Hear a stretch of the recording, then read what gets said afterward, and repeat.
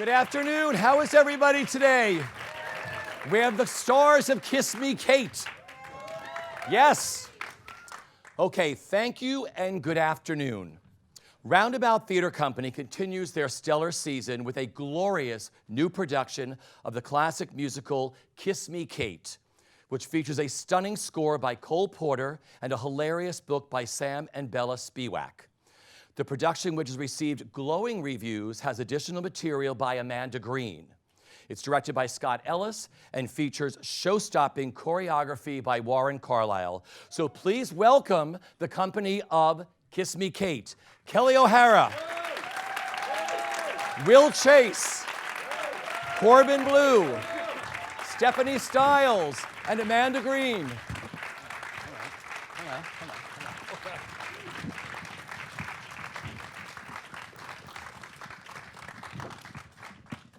Welcome. Thank you for doing this today. Thank you. Thank you. You're welcome. So, how exciting has it been introducing Kiss Me, Kate to a new generation of theater lovers? Because for those of you who haven't seen it yet, this is such a glorious production. Anybody can take it on.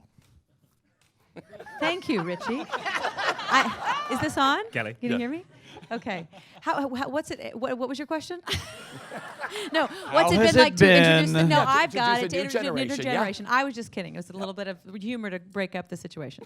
It has been wonderful, and you know, I didn't grow up on this musical. Strangely enough, me being the queen of classic musicals, I didn't actually. I saw the first time I ever saw it was the revival with Marin and Stokes 20 years ago exactly, and so. I love the idea of introducing it to other people because it was the first musical to ever win the Tony, to ever win a Tony for the best musical. So it does talk a lot about the history of this art form, which I think is important to anyone who loves musical theater in general, just to know where it all comes from. But I also like that we have an opportunity to do it and look at it more closely and try to find new reasons to do it in 2019 and you know, let it evolve the way it is a little bit. Sure. Will, for you. I mean, it's always fun to kind of reinvestigate. I always use the word reinvestigate, but reinvestigate a piece that we kind of know or we don't know. Yeah. This was never in my, of all the things I ever wanted to do, Kiss Me, Kate was never one of those things. But then I listened to this score, and it's like, why wasn't it? Yeah. Because it's just such a, the score for me, there's nothing like it in the world. Paul Gimignani would say throughout rehearsals, he just was so glad that that people were going to hear. I mean, he was tooting our horns. He was saying he wants everyone to hear us do it, but to hear this score, because there's really nothing like it I think in the whole songbook. When you've got operetta, you've got one of the best opening numbers ever, quintessential theater number, and then you've got, you know, a couple of hot jazz numbers. You've got music hall. So for me, the music is always the starting point. So for people to hear that, I think is awesome. Yeah. Stephanie. My story with Kiss Me, Kate is I'd never seen a professional production of it. I'd always seen, you know, colleges or high schools. So, and we talk about this a lot backstage in that we can't believe we're doing an incredible production of Kiss Me, Kate, because it's all the times I've seen it's been like people way too young playing these roles, and like the scene transitions take 5 minutes. And so getting to do this show with the greatest people who could be doing it, it's such a gift, and it's such a testament to Broadway and doing a show about the people who love Broadway on stage, behind the scenes. Even, you know, the gangsters are audience members, fangirls. So it's a celebration of the people who love doing this, and it's my Broadway debut, so getting to do a show about Broadway is like the best thing ever. I always love doing a show within a show, being able to play performers. And then not just that, but even incorporating Shakespeare into the piece itself. You have new, younger generation who gets to come, and even if they've never had an introduction to Shakespeare, it is like a little bit of a dipping your toe into some Shakespeare as well, and they get to enjoy the comedy of it, and they really do get a variety of music and of genres within the piece. There's not really there's nothing missing from the piece. It really kind of covers the gamut when it comes to musical theater. Amanda, for you. Well, like Kelly and Will, I also didn't grow up with this as much in my canon as some other musicals. The song, I knew all the songs. I didn't have, you know what I mean? They're just there. They're just they're in my DNA and in the water. You know, they just I know the whole score. And to me, the joy of this was. It was a huge success, and it's continued to be a huge success. But the reason why people enjoyed it when it first came out was not. It would not be as enjoyable today. So to be able to bring it back to have so people have the joyous experience that they had when it first opened, because audiences have changed. Our perception about what is acceptable of women and men, what's fun to watch on stage, has certainly changed. But so to be able to work with Kelly and Will and this whole cast and Scott and Warren and be like, how do we make this feel good? How do we make this feel fun and let it shine through? Because it's really a glorious musical. So it was such a really fun thing to be able to work on, just joyous and thrilling. Sure. How did Kiss Me Kate happen for each of you? For Kelly and Will, did it start with a concert version? Tell me how you all got to become a part of this. Yeah, the Roundabout usually does a gala, a winter gala in December, and for those galas they do these kind of staged musical productions, and they're just a fun night, and there's like a week of, at the most, of rehearsal, and so we did it. We were standing behind stands, and Warren had choreographed a few numbers off book and everything, but it was actually a really joyous, fun night at a time that we needed to all laugh. It was December of 16,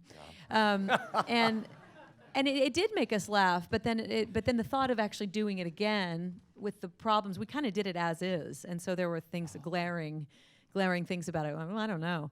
But then as the years, trickled on, the idea of could we do this and actually have a point and say a few things that might be important began to be interesting. But as much as we have done that and tried to do that as best we can with the help of the allowance of the state and with Amanda, I also knew what the soul, the heart of the show was, which was a great score and humor and fun and joy. And above all else, making points or whatever, I wanted a little bit of that for people. I wanted to have you can come in for 2.5 hours, and if you want, just laugh and have joy. And so, and you can roll your eyes or lift your eyebrows at certain things, because we left a lot in as points, making points.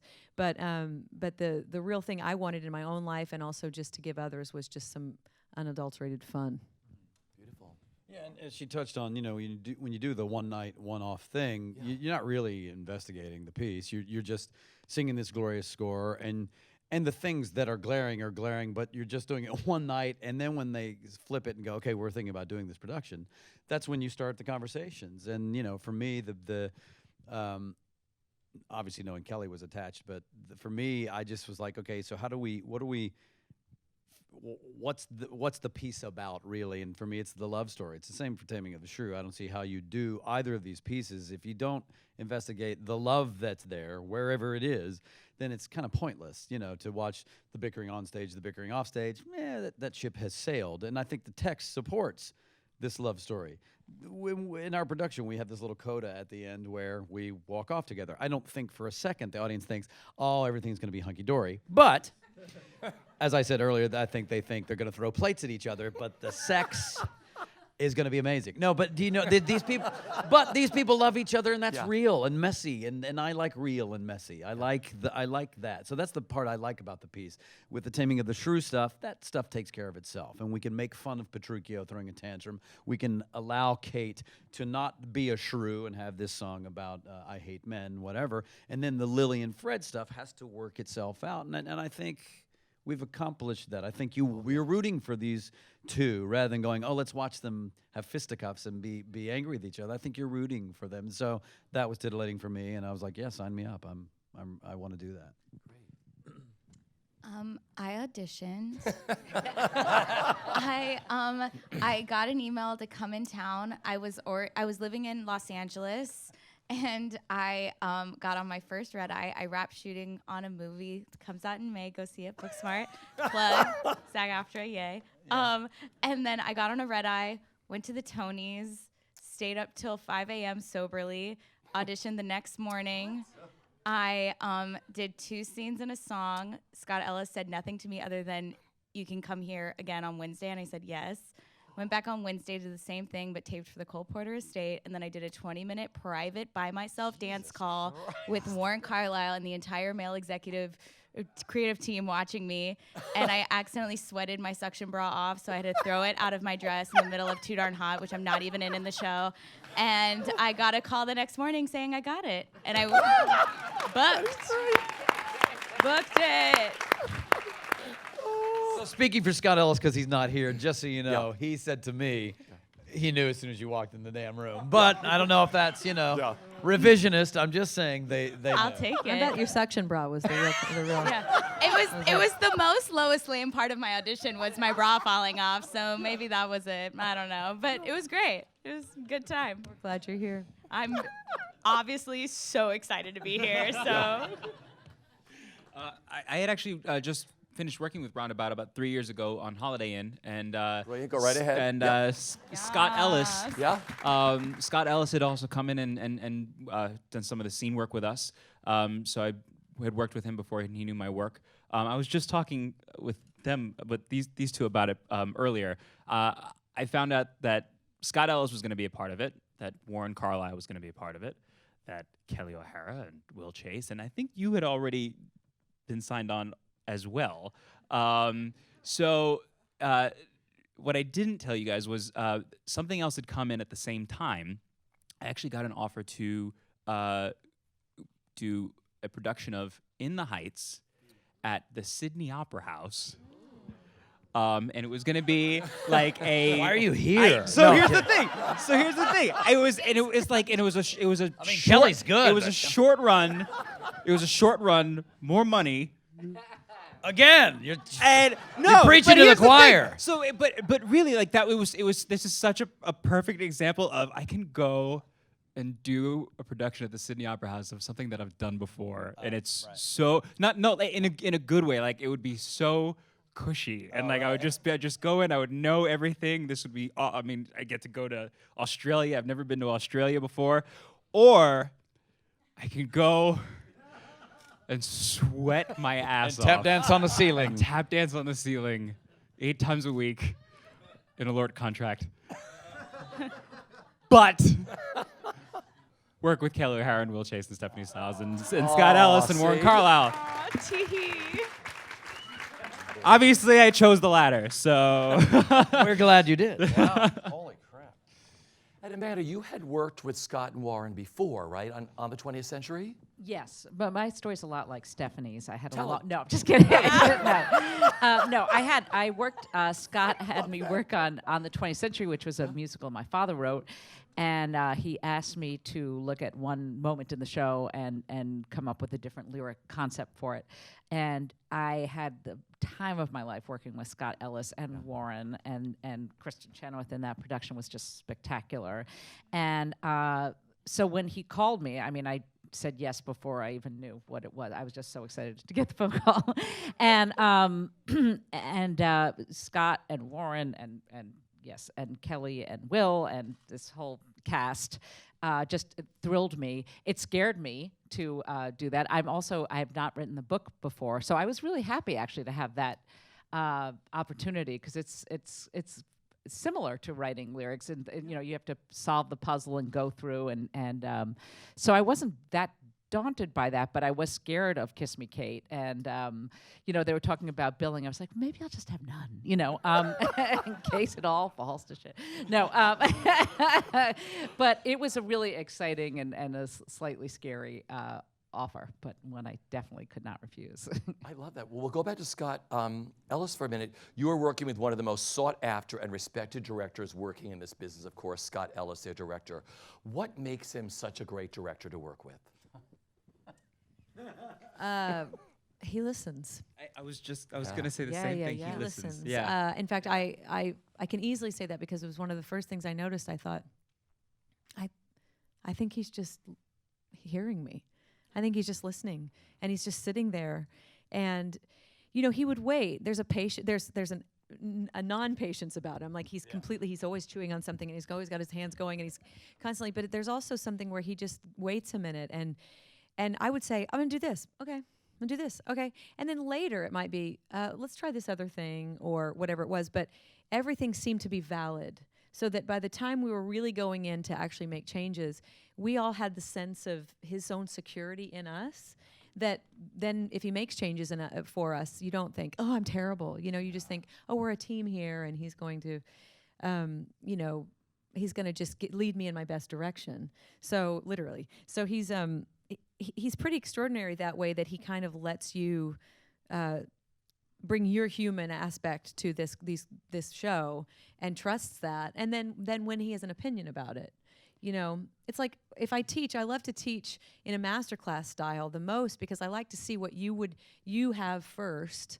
And then I like to say, well, let's make the, you know, this is great, let's make this better, or I have nothing to say, whatever it is. And I think kind of that's what he allows for, which I don't think a lot of people have the ego to do. They want to go ahead and just they have it all written out, you walk in the door.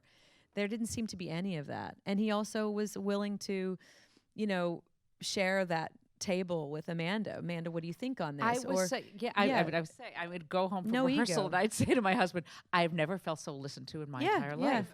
I mean, And it then was he had incredible. a Shakespeare expert come in and also just listen to her. And he's directed Shakespeare, but just listen to her about kind of her real thoughts on it. And then I think he just takes it all in. And then at the end of the day, he knows he has the final decision. So knowing that and actually being patient about it is actually, that's a real unusual thing. We all just want to jump to it and prove your worth. But I mean, he didn't. He just he listens, and he's also not wishy-washy at all. No, that's He knows he's in charge in the final. Anyway, Yeah, he's very. Sounds like It was kind of odd for me. I'd worked with him on Drood, and looking forward to it. And it's odd to hear Kelly say all this, because Scott and I, and we joke, he's kind of antithetical to the way I am used to working. And then I thought, well, is that really true? Because I, of late, have been doing a lot of television where you you come in, you do the thing, and then you're done doing the thing. There's not a lot of talk about it, whatever. And then you're in this rehearsal process now for a theater gig, and Scott's an actor. Scott comes from the acting world, so he wants to get up and do. And for most of the stuff, he liked to get up and do my stuff. And so we joke. I'm like, you know, you can. He's a great director for women. Do you want to play the role? You can play. But what I love about Scott as much, and I joked about another friend saying that I love Scott. He drives me crazy, but I love him. And of course, Scott acted like it didn't affect him. He's like, what do you mean drove him crazy? But the thing I love about Scott, you get through this rehearsal process, and he's done. He loves theater. He comes from it. Then you get to, we're done rehearsing, and then you go into previews. And I remember being a young actor and previews have to be opening night. Previews have to be, no, they don't. Scott has no problem going, tonight we're going to try this. It may be the dumbest freaking thing ever or the most brilliant thing ever. And and you learn to trust that he's got the best intention of the show. And as previews go on, that trust washes over you, and you know the show's okay. So you can just I can just not worry about the show. I can worry about Will and my acting beats and my acting moments and finding the truth and things like that. And Scott will let you know. And after going through the process, I ended the 4 weeks in the studio. I'm like, oh my God, Scott, you're driving me crazy. To the end of it, it's like, I want to do every show ever with the man. Because he stretches me, he challenges me. Will's ego can get in the way, and he's like, let's get all that out of the way and let's do this thing. And which is a battle to get all these egos, all these wonderful performances, but we all have big egos, and we all have our own insecurities, and we want the show to be great, and he's great at just bringing that all together. I adore him. I don't want to talk over you, but I want to say it reminds me, I've realizing why this has been the least stress that I've had in a long time opening something. And I think it's because of that security. Paul has it too, Paul Gemignani. So, you'd say, but Paul, what if the key? We'll change it. Well, what about the tempo? Well, we'll slow it down. And you go, okay. And nobody seems to be concerned, because these are people who have just been around. Yeah. They get it. They know it's not going to work. They know it's going to work. Even if I said, I'm going to do this, I insist on doing this, this is the right thing. Okay, try it. Because they know it's going to happen. Okay, you were right. You were so right. I shouldn't do that. But I don't know what happens there is that. A lot of people have a lot of success and a lot of certainty, and they still can't seem to get out of. You don't want to have a preview that looks bad, because you want everybody to think it's great. That security of, we'll get there. It'll be all right. you know. And so that's a gift because it's washed over all of us. It's just washed over us. Sorry. What I loved about working with him is that he just really, I mean, he knows how to navigate the ecosystem of comedy so well, and that I have a line in the show about a chiropodist, and I think that Scott Ellis is the chiropodist of Funny Bones. Like, he knows comedy so well, and there's so many different types of comedy in this show, and he knows what's up, and making that man laugh is the greatest joy, because he does not laugh at everything. He'll be like, that's funny. But like, he won't laugh, but he'll acknowledge that that's funny and be like, yeah, that'll be funny in the show. Most people will find that funny. But then if you make him laugh, oh my God, it's like the best day at work. It's the best thing ever. And and that's something I care so much about is comedy. Do you want a water, Corbin? Hydrate. But sensible. H2O, Broadway. Pay no attention. Okay. But yeah, so that's what I loved. I mean, everything you guys said, but I just think that, like, especially this show, it's a musical comedy, and you know, that's why I think most of us like wanted to do it. You're saying this right now, and he's just, I mean, he's a master of directing, but like with a specific minor in like fantastic comedy. Yeah. So. I mean, and what else can be said? I mean, he's also just a sweet man. I mean, even just on a personal level, he really is so kind and very giving too. I mean, I constantly hearing about all the different charities that he's working with, or even just taking little bits of time. There was a day that my youngest sister, her school had come to watch the show, and they ended up coming to do a talk back afterward. And Scott happened to be there, and he was like, "Your sister's here. I have to go." And he made sure to go out to meet my sister. And he was like, "How are you doing? You enjoy the show?" It's just moments like that. He really cares about newer generations and introducing them to the theater, and he just cares about the theater and all the people in it, and you can tell what the impact that it's had on his life and how he wants to just continue that cycle. During previews, and I think this will take the cake, he said he has 2 9-year-old twins, and I have a 9-year-old boy, and so we've known each other since before our kids were born, and I have a 5-year-old girl too. And they all get along really well. They play well. And he said, I'm taking your kids for a sleepover. And I said, you don't have to do that. You're right. You're already in rehearsals for Tootsie. We're in previews. We haven't even opened. He's like, no, I'm doing it. And he had roundabout get me and my husband a hotel room. And he took my children. Oh. He took them to Dylan's Candy Bar and spent like $200 on candy, which I wanted to kill him. And then took them for a taco party. And they had a sleepover. And I realized it was the night of our main critics, the night before. And so it was self-serving, yes. I didn't put the dates together because I don't ask about that kind of stuff. But I was like, I see what's happening right now.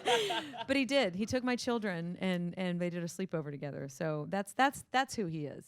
He's beyond professional, and he gets very personal. How was the getaway with Greg at the hotel? Oh, you didn't get that one. I didn't get the memo. Sorry. It was great. Amanda, for you were mentioning that Scott listens. Yes. Just talk about what makes him a great director, and you've worked with him twice already, right? You worked on 20th Century, and you worked on Kiss Me, Kate. Well, I mean, as we've said before, he'll say like, well, just try something, try whatever you want. You know, just do whatever you want and let me know what you come up with. You know, and I would bring an idea and he would be like, that's great. Or sure, go further with that. Or he's just very open. He says he's a yes and kind of person. And I'm sure I know he has an ego, but I don't know how to tell you except that he listens. I feel like he likes women a lot, and men, but I just feel like he respects my talent. He respects the talent of the people in the room, and he will tell you if it's not working, but and which is also great. I relied on his taste he'd be like, no, or yes, or another one of those. But anyway, I just felt very respected, and he's a chum, and he's fun to hang out with. I Oh, mean, yeah. that's after all, you're together 8 hours a day, and we laughed a lot, and had a great time. And in rehearsals, I was like, well, I've written the book, where should I sit? I'm usually like in the corner, there's a sack, go sit behind the sack. There's a hood, go under the hood. And he was like, just sit right here, sit right here next to me. So that was great. That's Scott. You just have to learn how he reacts while you rehearse. Okay. Because you can't take that personally. Because that's the one thing he makes faces when weirdest he faces makes the on the weirdest planet. faces. I've got. Right? Like I won't show them, but I've got. You're I've in got the s- middle. Picture. Yeah. I have a He's picture. doing it, yeah. You look over and and he's. You're saying the your gangsters lines, are doing, and he's going- Brush up to Shakespeare, and he's going. I think he's saying the lyrics. Yeah, sort of. he's saying the lyrics with you, but he's like, no. But it looks like and it also kind of looks like he's going like. Will Scott be watching this back? We love you, Scott. I think part of that too though is he wants energy. Yeah, he has It's to always do. energy. Yeah. Everything that he does is always he wants a driving force of energy, and I feel like that's just his way of communicating and getting that out. And so he's just checking to see is it energized? Is it there? Yeah, I think people also can give lip service to listening, but I honestly think he's genuinely interested in what people. Yeah. You cannot fake that. So that's. I see you all going to his birthday party and doing this for him, like next year, right? I like it. Or when you honor him somewhere, right? He's out of town. He's out of town for his birthday. Finally, Well, got a before we vacation. get into Warren Carlyle, for the cast, talk about these wonderful dual roles that you get to play and what you love about them. Because there's so many similarities between the two of them, and they're so different, but they must be so great to play. So talk about them, yeah. Let's switch it up. Yeah, so, yeah. Go down there, Corbin. Talk about your dual You do a role. roles here. I think that I don't know. I've found it fun to be able to really play different characters between Bill Calhoun and Lucentio. Bill, Bill and Lois's relationship, they have their love. And he also has his love of his vice though, and his gambling, and he doesn't want to. Is not really $10,000? No, that's a lot. Jeez. Of, a lot of dough. Whereas I feel like Lucentio, is a little bit of a Romeo character. It's all love, and it's all putting it out there no matter what. There's nothing else that's going to prevent that. Whereas when I feel that way with what. I'm just laughing at you because, yes, you can only play love, Corbin. You Oh, only- God. And I'm supposed to sing every night, I Hate Men, based a little bit on the asshole that you're supposed to I know. be. And we tried to get him to, like, make a mean face. Yeah. We tried to be like, he whispers to my dad about something, and then he leaves, and I'm like, I hate men. But every night he's like, I'm just a good old guy. So I turn to the audience, and I'm like, I hate men, sort of. Not that one. Not him. Because you're so. When we you're first just put so that bit in, lovely. So they needed lovey. me to just be an asshole to her, and I was like, I can't be an asshole to Kelli O'Hara. I just it feels weird. So, but then I was like, okay, and I was like, no, I gave her a face, and I was like, whatever it was. And then every time she was like, stop smiling at me. And like, then one night, my favorite is because he does Tom, Dick, and Harry. He can barely talk. He's breathing so hard right before that scene. So he turns around to give me the big smug look, but his tooth is stuck above his lip. Because he's so dry, he needs a drink of water. And he's like, God. like that. And I mean, I had to sing the whole song. I hate men. Needless to say, if I Hate Men ever feels like there's a lack of hatred, that's my fault. That's so funny. Oh my God. This is right early on. We had a discussion about whether I was Lois, not me, but Lois Lane was supposed to be good at acting, and I in the reading I made a very strong choice to not be, in that I said my first line in very hardcore iambic pentameter, but Scott was adamant. He was like, "No, you have to be good because even though I'm here because Fred and I have a motif or something happened in the past. He doesn't want the show to be bad." And so that I had to be relatively good. But what I think about the difference between Lois Lane and Bianca, I don't think it's as different as some of your guys' portrayals, because I think of the fact that I don't think Lois Lane is probably an incredible actress. What I do think she is an incredible performer, because she's a nightclub singer. And I think that also that's, these relationships she has with men, is she's just one of those actresses that just kind of is her. Like, she's charming and you love her. And so when you see her do things, you enjoy it. And so I think that's very much how I looked at it. And also the fact that this is like one of the only things we have in common, is that a lot of the show you see her being like, I want to be on Broadway. And she's, being a nervous actress, and she's like nervous that he's going to get her in trouble, or like some drama that's happening backstage. But when she's on stage, she's like, I am living my best life. Like, this is everything I want to be doing and more. And same.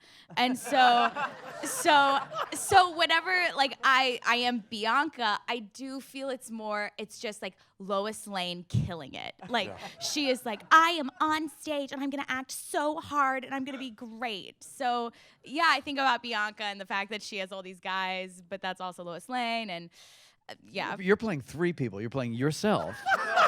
No, and it even Lois Lane, and Bianca. Is there anybody else in there? It's so meta. Yeah, John Malkovich. And then, but I think that the other thing that what I think is, this is like a deep cut, but what I love about Corbin and I is that we will break as Lucentio and Bianca as Lois and Bill.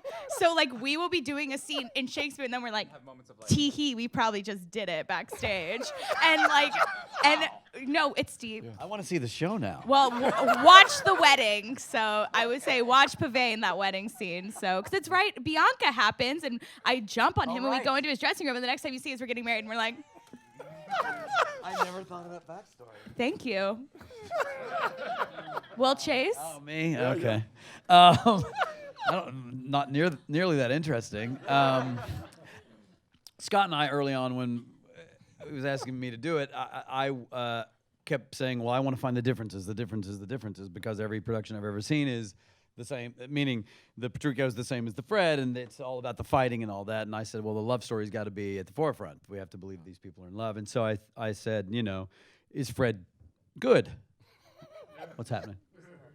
Okay, can we take it back? Yeah, fabulous. Well, Richie, the difference is, it's just SAG-AFTRA, right? Totally. Thank you, Kelly. It's just like, training me, eating bugs and things. I said, is Fred good? Is he a good director and a good actor? And he said, yeah, we want to go that route, and which I agreed with. And so I think Fred's one of these guys that thinks he can play any role, and I think his Petruchio is quite good, but because I like making the is bombastic as a word? Is bombasticity a word? Oh, the bombast of it. The Petruchio is there. It's on the page, and I wanted to not take some of that away from Fred, but I wanted to, there's a lot of moments where he has to submit to her that I don't know that I've ever seen or I thought about it. That he's putting up a front. So they're putting up, this is how we communicate, we fight. But she takes him, that first scene, she takes him down every time that they come at each other. She kind of takes him down. And what does that do to a man's ego and all those things? But so I like the differences. I love playing them both. If I had to choose one, I don't know. Maybe the Petruchio stuff, the Shakespeare stuff for me, I love. I just love. Plus, you get to wear your black eyeliner. I get to wear a lot of black eyeliner and tight trousers. Yeah. But anyway, I think I like the differences between the characters. It's interesting that you said, I felt like you were ending, so I was going to piggyback. Yeah, okay. You said you have to submit to me, but you will choose to. And that's the difference between, I think, his Fred and Petruchio and what's been played before.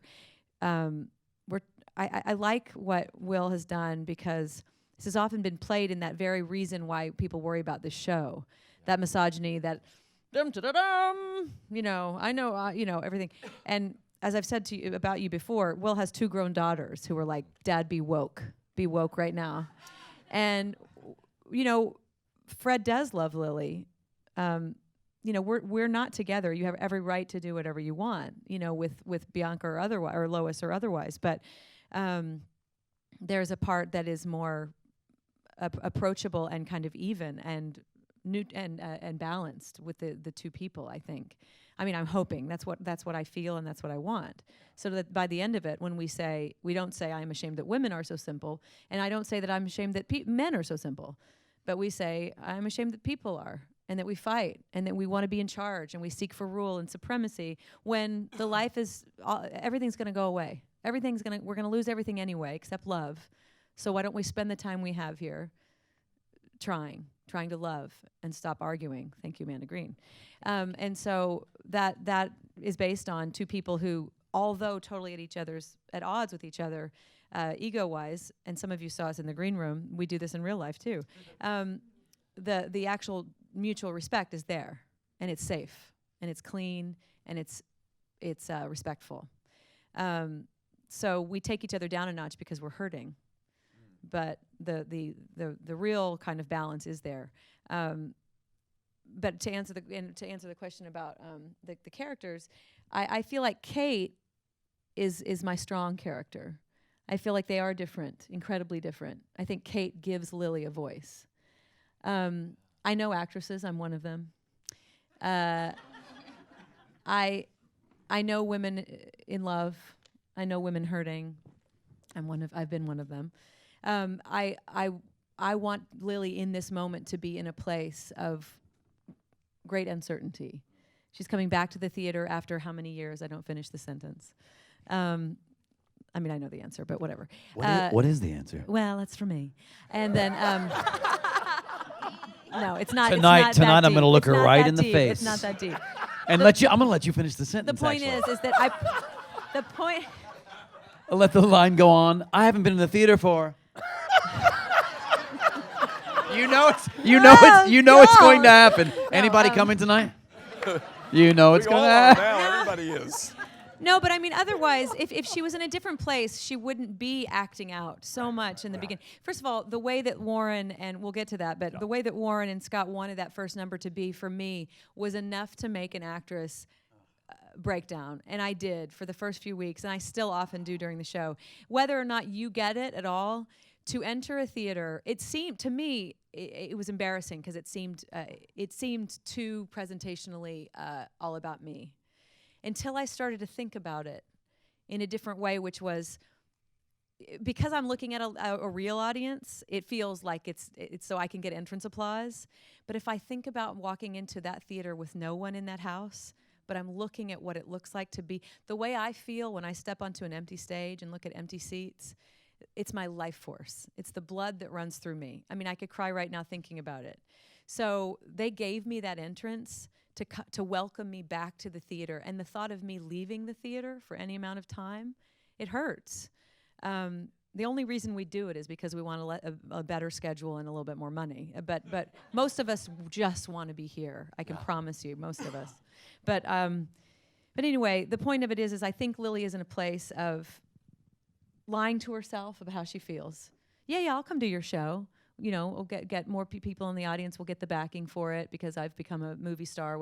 Empty, not fulfilling her that much. But I'm back here because I want to be near you, but I'm not going to admit it. And here you are with her. It hurts. It hurts, it hurts, it hurts. Well, Kate is always played as a shrew or called a shrew because she's angry. She has every reason to be angry. She doesn't want to be married off. She doesn't want to be whispered about. She doesn't want to have men controlling her life. She doesn't want to have a father who loves her sister more than she loves her. Kate has reason to be angry, and she uses that voice. She uses it. So whatever you want to think about that, it's shrewish, it's insane, I discount it, I don't like it, fine. But she has a purpose. She's not just an angry woman. So Lily gets hurt, finds out about the flowers, gets mad. Kate gives her a voice, and she beats the shit out of him.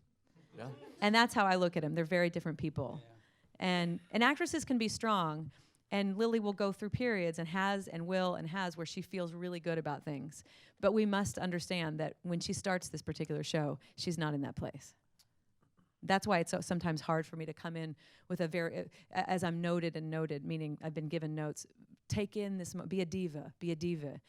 It doesn't work for me because to walk back into a theater is you don't own it. You got to earn your place, and I've been gone. So to be accepted and to have the chair and to everybody to accept me, that's what I use I use it as a welcome home. So See, that's how I saw it too, and for many people. well, who went that's to see I it. hope so, Yeah. because that's what I'm trying to feel in it. As opposed, there was one night I got a bunch of notes about really taking the stage, and I walked in and I did my thing and I did the whole thing. And this is previews for you when Scott's like, "Don't worry, just try it, just try it." So I'm doing the whole thing and I'm like this, and everyone's annoying me, and what time is it, and and this, and I'm like, well, I guess it got you the backing. You're welcome, the whole thing. Yeah. And I walked out and I said, that will never be me. Yeah. So anyway, I adjust, and by the time June 30th comes, I'll have figured it out, maybe. Because I had spoken to Cicely Tyson, and she said the best part of working on a show is walking on the boards and getting it into your blood and your DNA and earning it. Like you said, it's like you go into an empty space. This is your temple. It's where you all work. And you Smell it. Yeah. It's empty. The lights are off. There's nothing. Yeah. Yeah. Nothing better than this one on first day of tech. Probably gonna make me cry, and I've been doing this forever. And I'm jaded and old and bitter. First day of tech on the stage. It was awesome to see. I mean, it made it all of us. You got a bunch of actors going, "Why is everybody crying? What the hell's wrong with everybody?" But we had a few Broadway debuts. But to watch you not be afraid of that moment, because at first you were like trying to hide it, and then but it was awesome. And that's what you're talking about. It's that moment every time for me. Can you tell us what that moment is? I wasn't there, so. Well, and I didn't really think about it, and I think about a lot of things, and I, knew we were starting tech, and that I knew the moments that would probably make me cry in the process. But even though this is my first rodeo, I've been doing professional theater since I was 6. I've booked 2 other Broadway shows that didn't happen.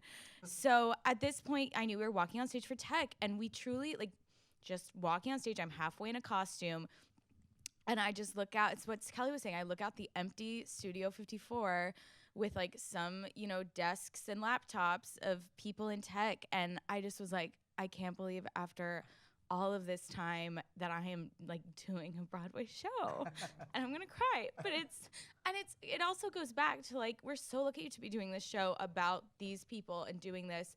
And I really think there's few shows maybe Sunday in the Park with George where you as an artist can feel oh my God, I'm doing a show about art and we are art and art.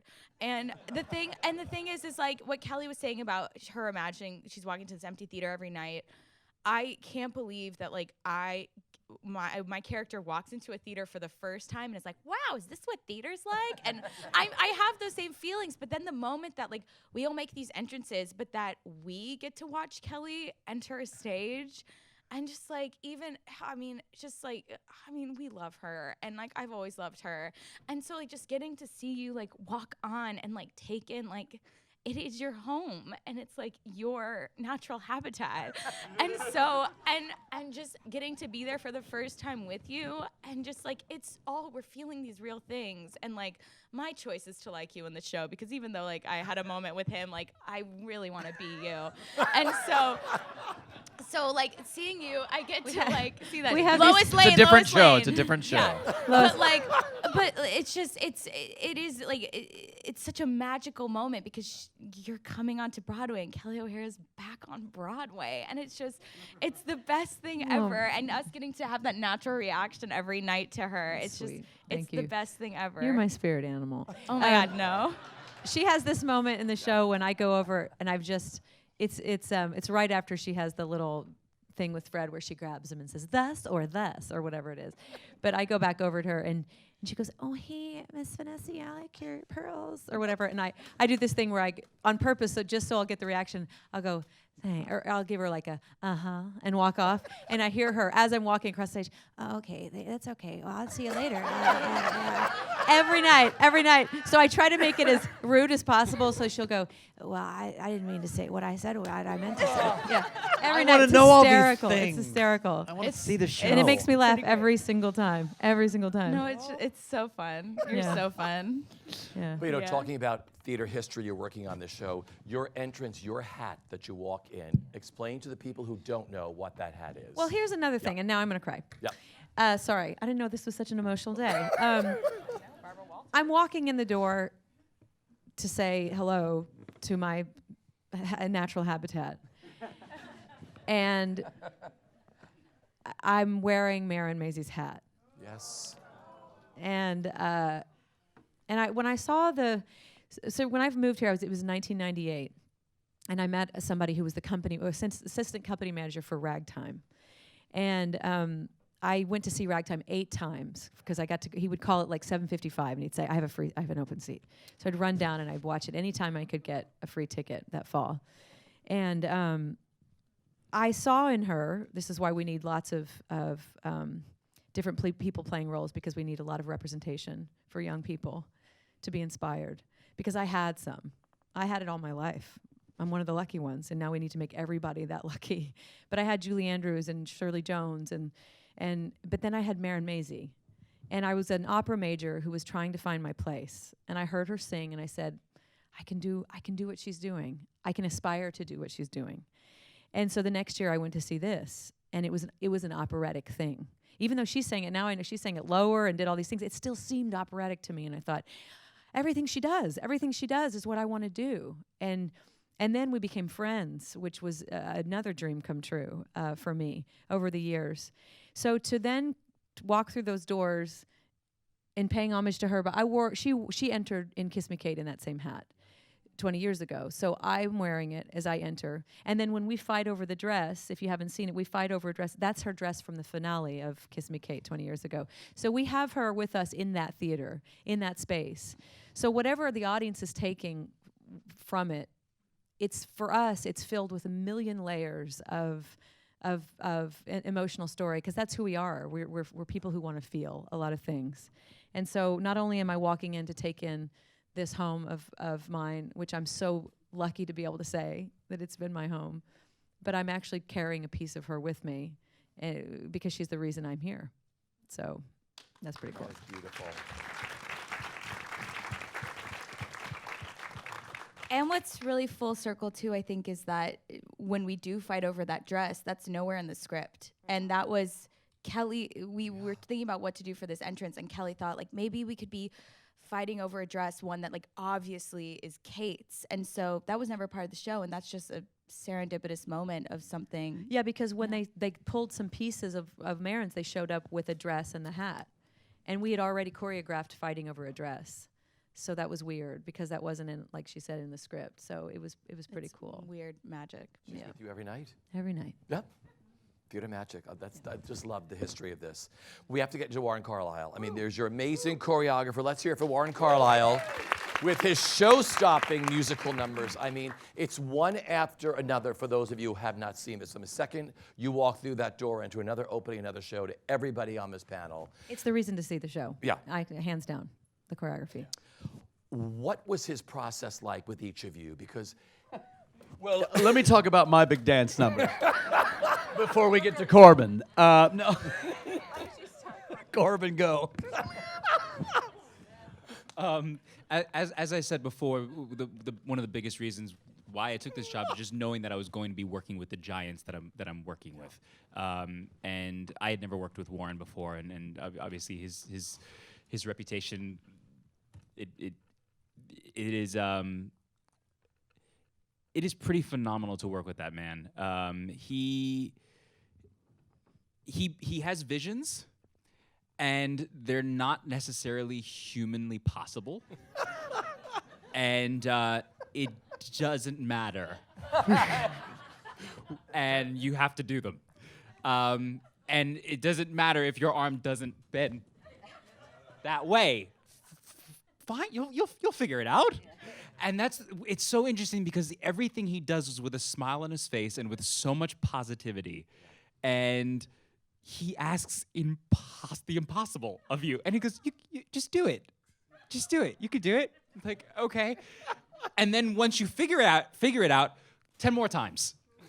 And that's how he works. When you're in the rehearsal studio with him, you do the number, and then you do the number again, and then you do the number again, and then you do the number again, and again, and again, and again, and again, and you have nothing left. And he says 10 more times. And so by the time you get to being in front of an audience, your stamina is through the roof. You're like a god. Easy. I mean, It's really no, good, Corbin. No, but when I listen, We're more famous than Jesus. I'm not talking. And come and see the show, and kidding, it watch is the like a no, god, and no. watch the men in Cantiamo do what they do, and tell me that it's not Herculean strength. It's impossible. It's impossible, and it doesn't just happen like that. And he has those ideas, and he asks for it to be done. And I really have to say, there was a beautiful, beautiful moment that took place during rehearsal, though, that he broke down and started crying and started thanking just the group. And he said exactly that. And he said, I have ideas, and they're just, he said I'm always disappointed. He said, I'm always disappointed because I have these ideas and they just can't be done. And you have a group here, and I have to talk about our phenomenal ensemble. Like the people sitting here, I as I said, I came here for them because I wanted to work with them. And now that I get to work with everybody in this production, our ensemble, they are monsters. I mean, they are unbelievably talented, unbelievably driven and hardworking, and they do not stop. And it's intimidating. For me, when I had to start doing Tom, Dick, or Harry, that is a number that, I mean, even when you look back at the history of the number, just the unbelievable performances that have been done. But I'm working with Will Burton and Rick Fogno. The two of them are brilliant dancers, and I know I can dance. Like I grew up dancing, and it's my home. But I'm comfortable with what I know I'm good at. And this particular number, there was a lot in it that I was like, I don't know if I don't know if I could do that. And then Will does a double tour in front of me, and Rick jumps and kicks his face and then sings this high number. I'm like, oh God, okay, all right. And then there's Warren. Do it. yeah, and then he does a toe touch it. and lands in the split. So I think you're doing But pretty. that you're was doing but great. that was something that like I was terrified of, and it was like getting into it, and then I was like, okay, I'm gonna do this, and then day in day out, I'm like, and the scar tissue is building up, and I can't walk, and I'm going, okay, this is, and I started to get scared, and I was like, this is gonna be the next several months. Am I gonna be able to keep this up? And I between Warren and the rest of this group of just they say this is it, just do it, and you find that strength, and now it's like, all right, we're here, we're doing it, it's good. This is I'm Corbin Bleu. exhausted, So Corbin Bleu, the most humble, seriously, to most guys or most people with the egos intact would have, I'm talking about me, would have said, let's come up with something else, Warren. Let's come up with something else. To this day, before the show, I mean, I know you're doing warm-ups and tapping and stuff, but you and James T. Lane, who plays Paul, and they have a little tapping spar in Too Darn Hot, continually work, continually try to do what Warren, and you especially, that moment where I don't know, I mean, I think I would have gone, let's choreograph something else for me to do. That you kept working. And then, of course, Warren's like, oh, he's going to keep working? Okay, we'll send him up the stairs tapping. Oh, the ceiling then, asshole. How about a rail? But what Corbin is, I love that Corbin just doesn't stop. And then the artistry, I mean, if I were to, from preview 1 to now, your artistry, I mean, this role, it's like it was made for you. And of course, we know none of these roles were made for us. But do you know what I mean? I watch you now, and it's unbelievable. And that's just a testament that you kept going with this thing. And Warren, I think, brings that out. I didn't mean to interrupt, but I admire that so much about you, and that you're like, nope, we're going to get this. We're going to get this. I think, and I'm interrupting now, but I will say, I don't think Warren is trying to put anybody in danger. What he's doing is he's actually seeing your potential way beyond where you can see. And because he told me about that number, he said, this is one of the first opportunities I've ever been able to choreograph a number for 3 leading men. So what I've done, and what that means is you choreograph on that person and you make it their number. And so he has 3 different versions of what's really amazingly impressive dancing, but it's those 3 different individual talents. And he was just giving you what he knew you could do, which now you know you I can. didn't know I could do it. Right. So that's and I'm sure Rick didn't know he could kick his face and then sing a high A. And you know, I think it's one of the most impressive things I've ever seen. I sit there, someone said today, it's a halfway between being nervous and then when it ends you go, oh my God, you know, because it feels impossible. But the conditioning thing, and you have to deal with this. I mean, Tom Dick Harry, she's been thrown all over the place, flip, and then flip every time. No, but she's not only does it, she like bites into I it. It's know. great. I love watching. And here I you am, do it. tired of doing We Open in Venice. We next play. Hold on. Paul, can we have an extra bar there to breathe? And I'm not kidding. They are jumping all over the place. I'm not kidding, though. I'm right behind you going, we open in Venice. We... to Verona. And they are doing a little bit every time. One time in rehearsal, we're sitting down around our table talking about Shakespeare for 2 weeks with Amanda and Scott, and we're like, yes, I think what he meant in 14, whatever. And then we go upstairs to watch Tom, Dick, or Harry, and we go up and to watch Too Darn Hot, and then Will goes, "Are you getting the massage in your contract, or should I?" So we're getting massages We're still in getting our massages contract, right? because of our heart, because all these kids are like killing It themselves. was like and Cirque du meanwhile Soleil we're- on one floor and like an NPR Yeah. talking about, so Taming of the Shrew. Let's just talk. No, let's not my act back. or do anything. My back is hurting from all Scott, this when's sitting. that equity break coming? Can we get some coffee in here? And I'm not kidding. They're swinging from the rafters upstairs. But we would come back downstairs going, we don't do anything at all. Warren's also, I just want to say one thing about him as a person. He's the most effusive, almost to an uncomfortable point. Person I've ever, he comes in and he says, the other night I had dear friends from home, and people from home aren't effusive. They don't sit around and say, I love you, you're the most beautiful thing. So they're sitting right there, and so I'm very aware of that, and he comes in and he goes, I love you. I love you. I love you. I love you. I love you. I love you. I love you. You're wonderful. Isn't she wonderful? I love you. I love you. I love you. I love you. She's just, I love her. I love, and they're kind of smiling and they're nodding and I was, thank you so much, Warren. So good to see you. I was like, and he hugs me for another 7 times and then says, I love you. And that's what he does. He just said, he comes in and in his dancers, he loves everyone, and I was just crying, and he's like, "This is beautiful," and he's just the most in emotionally. tech rehearsal stuff. There's a thing called the God mic. So you're on stage, and then somebody out there in the dark is going, "Stop! Can we take?" And so they're giving direction or whatever. And Warren says the funniest things over the God mic. And there's a moment in Cantiamo where they go, "Hey!" And he goes, "Ensemble. It's not a hay of hate. It's a hay of love." But his approach, that's him.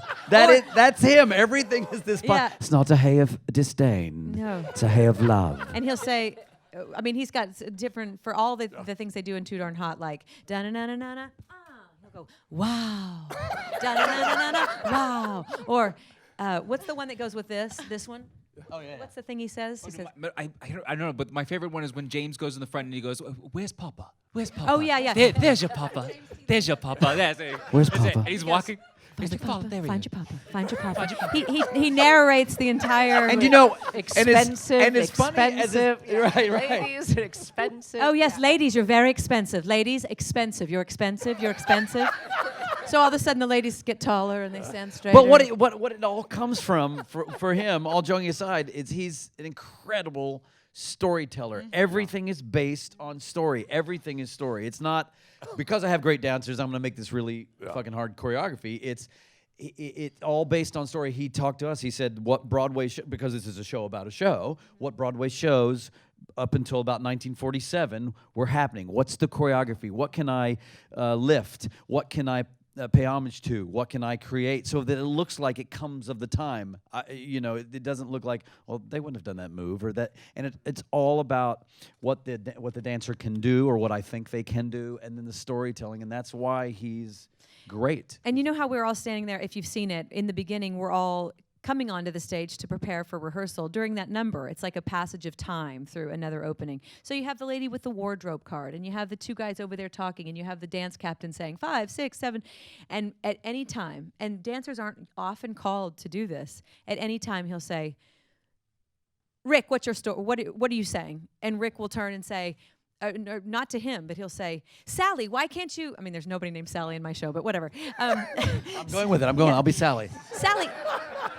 Sally, you didn't bring the tights I need to wear for ballet. And then Sally's immediately like, I meant to bring them. I'll bring them to tomorrow. You playing both roles? Oh, sorry. No, good. Stephen, why didn't you bring my tights for rehearsal tomorrow? I have them on right now. So it's nerve-wracking to have to improv. Obviously, I'm terrible at it. But he'll do that, and he does it to anybody, and their dancers are ready to go. They're ready to go. And then the other thing that's great about him is Scott then we'll do a preview, and then Scott will say, I don't like this little bit or this section, and then immediately Warren has to come up, or within a few days, with something. And he won't put something up that he doesn't like. He'll go, no, I'm still working on that. And I'll ask him, how's the thing going with I'm still working on that. And then he comes back because he's thought through things. And he's just a brilliant artist. Yeah, and I think we're all, and this is about Scott too, we're all in such a room of such great people, and throughout this process, I feel like we've all just evolved until our full potential, like our final form. And getting to work with Warren, I think he truly brings out the best in everyone, and he pushes you to be at your best. Like, I'm doing things I never thought I could do, but I'm at a place where I'm like, yeah, I do that now. Like, I do flip over and sing upside down. But it's not something I ever thought I would do before. And talking about storytelling, I remember one day in rehearsal where in the song Bianca, I'm basically, come on, look at Corbin, I'm in awe, kiss him, and then leave, which is a great track. We love. But so I got to observe a lot of it, though, and there was a part where he was working with David, right? Wait, I'm sorry, I just blanked out. I don't know a David in our show. David Chase. Oh, David Chase. Yeah, and I was like, who would have been there that day? It was David Chase. Dance arranger, music Yes, arranger. and they were working on Bianca, and there was a part where they were getting to your stairs part, and Warren was like, we need to go back to this other part of the song. It had never been this way before. He's like, let's go back to the verse, like, of the beginning, like, this package for Miss Lois Lane. And David's just making it work in a new key, and they are making new Broadway based off of classic Broadway. And he's like, yeah, because Corbin's the package for Miss Lois Lane. And like putting this all together, and he's even like, Stephanie, I don't know why yet, but this next time when he's doing all of this, just run around the set.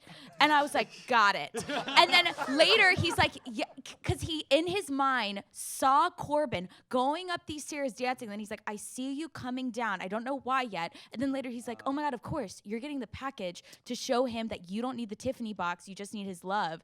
So just getting to see how his mind works, oh my God, he's in Mensa or something. He's just a genius. Fun last quick fact. He really he was a major dancer, major dancer, and one of his last things, and might be the reason why he stopped, was he was going to be the ballet Curly for Hugh Jackman, and Hugh Jackman could do his own ballet. So Warren went to choreography. Can Amanda, you you believe were that? going to say something. What's it like for you watching Warren work? Well, he was great. There was, in Bianca, there was a lyric that I was like, that lyric makes me uncomfortable, which was, you better answer yes or Papa Spanka. And I was like, it's not that cute. And so when I first came, I first saw the choreography, Corbin sings the line, and he has the guys around him go like, oh no, that's a terrible line. That's a terrible line. He's writing a poem. So he solved the problem of an uncomfortable lyric by making them go, oh no, that's a terrible line, you know, and just dispelling any. That, you know, so he really thinks about it globally about a show. So I was so impressed with that. Because I had gone to the 4th preview first to see it, and I saw Warren in the back of the house afterwards. He said the same thing. I got like 10 minutes of I love you, all that sort of stuff. And it's like, he said, oh, the Bianca number. I said, oh, you have Corbin dancing on the stairs. He said, Richie, I'm gonna have him dance on the ceiling. I said, have you told him yet? He said, no, but I have to get to that. He said, I'm gonna work on that over the next day or two. And then I came back 2 weeks later, and Corbin not only taps up and down the stairs, he taps along the ceiling. So how did he tell you? How did? Well, so it was he was gonna have me tap on the rail.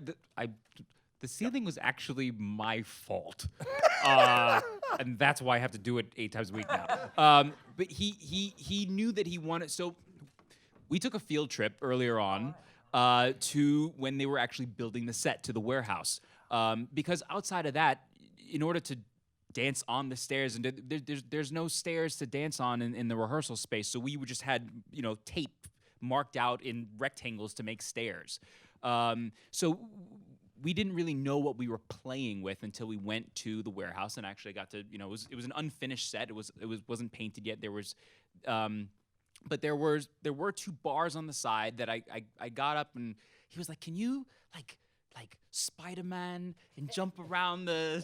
So I was like, and I was looking around, and I'm looking down. I'm like, I'm gonna have to put my foot down here. I don't think I can do that. And we, but as I was messing around, I was like, maybe if I had bars, if I had like some bars up here that I could grab onto, I might be able to do something there. And then we kind of let it go, and we got into about 2 weeks of previews, and the end of Bianca just needed something. It just needed a final level to take it to it. And he came up to me and said, I'm gonna get them to build bars. And I was like, really? He's like, yeah. Shit. Okay. So he had them build the bars and reinforce the bottom bar so I could actually tap on the railing. What my stupid ass did was, when we were working on it, he was like, what else can you do with the bars? And I was like, I was trying to jump around, and I was going around, and at one point I pulled myself up, and I was like, and that was when he said, that's what we're doing. And then so he already knew we were doing this thing where I was like swinging and like kicking it, but it was once I actually like turned upside down and started tapping, that was when that came to life, and now I have to do it 8 times a week. Just till the end of June. For those of you who haven't seen it, for those of you that have. The score, we haven't talked about this Cole Porter score. I mean, what's it like living in the world, the lyrics and the music of Cole Porter? I mean, it's the lyrics could have been written yesterday. Some of them, they're very clever. Some of them, yeah. They're extremely clever. It's of that genre too, that time period when let's do 12 verses of this song. Back in the day too, when they used to come out and do encores of songs. So the show would be what, 3:15, like Les Mis or something. But it's just They had summers off. They had summers off, right? It's just fun, so fun to sing. It's fun to listen to. I get the joy every night of. I can come out whenever I want, but I get back in the back of the house really early to watch the opening number because my character comes through the audience, and just that opening number, quintessential, forever Broadway. But then to sit and listen to this hack sing "So in Love," I mean, there's nothing like that. I mean, I really get to. It's fun to be in this. It's fun to be in that scene, but it's awesome to literally just be listening to her sing that song, and it's glorious every single night. And then to get to sing and listen to the different styles, there's nothing like it. There's absolutely no other score like it. I really don't. I love listening to Will sing. Thank you very much. Thanks so much. You're welcome. Mic drop. I love the way you do that. No, whereas The Life That Late I Led, which is Yeah. just, such delicious, delicious rhymes. And one thing, just to toot your horn, Will, that not only do you have a great voice, you're so funny, and I just love Thank you. the way you the But it's all- humor in that song, because if it's not funny, it's a long song. It's a long ass song, and you find the humor every night. and Oh, you're well, just see, like, I just immediately go to, that's just love the it. writing. I I think the love it. writing's so Oh, present. when you go, I love to chat. So that's my favorite part. You just have for every verse. You don't just say the verse. I mean, I've heard the song done over and over, Right. and these operatic voice, and they just sing Oh, the right. verses. That's right, But every right. single woman was different in your Yes. Oh, life. right. A new memory comes with every single one, and Yes. that's exactly what we see. Oh, nice. And I will always fight for that storytelling in a song like that. Like you don't just say the lyrics and hope that people are just listening. Oh, that's a witty lyric. Right. No, we have to see an experience with each one, and that's what you bring to your. Stephanie, do you have anything to say about me? I mean, this was about Cole Porter, but I love this part. I mean, if we're gonna be honest, there's a part of my track every night where I give Will Chase a compliment. She so does. do I run up the every stairs and night. she gives me a compliment. After So in Love reprise, I give you an original compliment. I've only accidentally repeated it twice. One, which was you're really good at mirror acting. Like there's a mirror here. She really gave good me at, like, she acting. gave me a compliment one night too that had nothing to do with anything. It was like, your girlfriend follows me on Instagram. That was a compliment. Thank you. I also said you were really great in High Fidelity. Oh, yeah, that's true. But anyway, Cole Porter. Cole Porter. Talk about Cole Porter. Do you mind? My And oddly, is this true? It's not really. Was the Cole Porter estate easier than the Spewack estate as far as changing lyrics and things like that, or no? No. No is the answer. Okay, go ahead.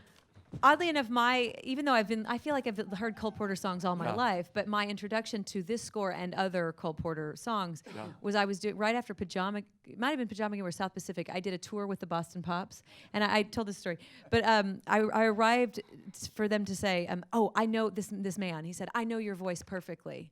I've picked out all the songs for the tour for the next weeks many weeks that we're going to do it.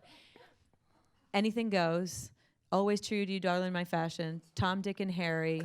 I mean, nobody's laughing, but you don't understand. I can't do. I mean, I can't belt. I'm not an alto. It was the longest many weeks of my life. But I did them, and I fell in love with the songs. I just had to kind of do them. I mean, I listen to her sing these every night, and sometimes I'm in the back going, always. Nope, I didn't do it that way. I didn't. True, No, it's true. true. Nope, I had to be true to you, darling, in my way.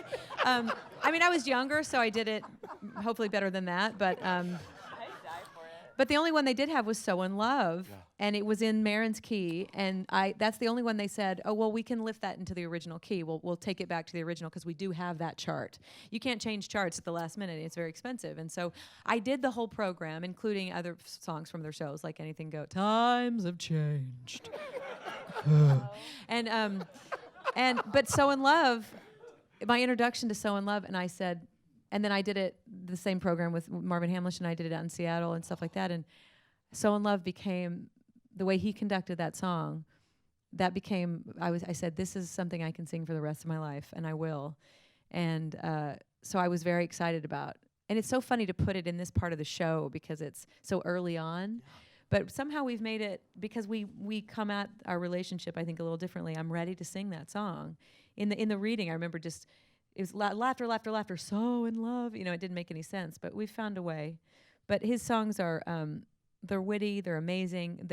There's no score like this that has jazz, operetta. You have Cantiamo, then you have Too Darn Hot. You have all of these things, and it's pretty unbelievable, lyric-wise and melody-wise.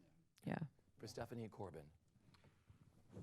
I've just always, this genre, I've always described it as escapism for me. I mean, it's so romantic and it's so whimsical, and I feel the same way with Cole Porter and even maybe how he approaches music. I mean, he was a closeted gay man who was married, and I feel like his music was so much of his escape, and him to be able to just finally put into words so much of this wittiness and so much that's there, and as you know, for someone who was so stifled. So I really find it beautiful. I mean, it's a beautiful thing to be able to express, and it just goes along with the genre as well. This is my second Cole Porter show I got to do. The last one I just finished doing Anything Goes, playing Bill. So I'm gonna get typecast as a Bill with Cole Porter Bills. That's it. Yeah. Yeah, it's beautiful. So I really just enjoyed being able to sing his work. Stephanie, for you. It's ironic because both of our last musicals we did were Cole Porter musicals, and I, in a weird world, did a new Cole Porter musical as my last show, in that it was a production of Roman Holiday, so like the movie, but they used Cole Porter music. Yeah. And so that was interesting, being in this basically like jukebox musical of Cole Porter. But it really, you know, I learned so many new songs that I had never known before, and just read a lot about him. And it's truly what you were saying about like his personal life, but even him being in so much pain when physical pain writing the score, because he'd fallen off a horse, was right what happened. And then he just was in so much pain, and just I think you can feel all that. I mean, everyone on our team has talked about how much this show is a battle, like a battle of the sexes, but it's also, one of my favorite Kelli quotes is that these shows are all about love, and at the end of the day, like, that's what these classic golden age Broadway musicals are about. And so I think the celebration of those two things, this battle, but then this coming together, you see it in the lyrics. You see how much he loves words. I mean, he wrote A Song That Never Ends about how much a guy loves women, how much a girl loves men, how much a woman hates men. It's like, he could go on, and it's incredible, and his talent is immaculate. And I'm just so lucky we're getting to do his shows even more than once now in 2019. It's an incredible gift, and he's timeless. Yeah. Amanda, for you as a lyricist, what you admire the most about Cole Porter? I mean, both of those things. I mean, the lush beauty of a song like "So in Love," which the lyrics are so simple and it's so perfect, and then the wordplay is just unbelievable. You know, a gable coat, a sable coat means a gable boat. Thank you very much. I am a lyricist.